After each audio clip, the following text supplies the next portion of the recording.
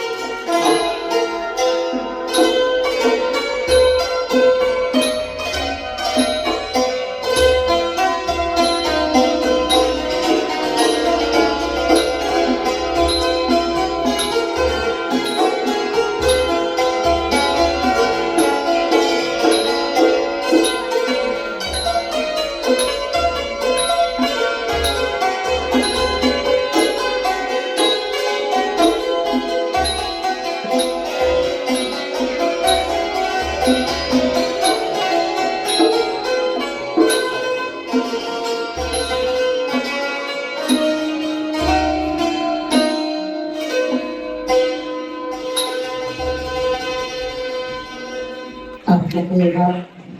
ให้กับโรงเรียนนะครับ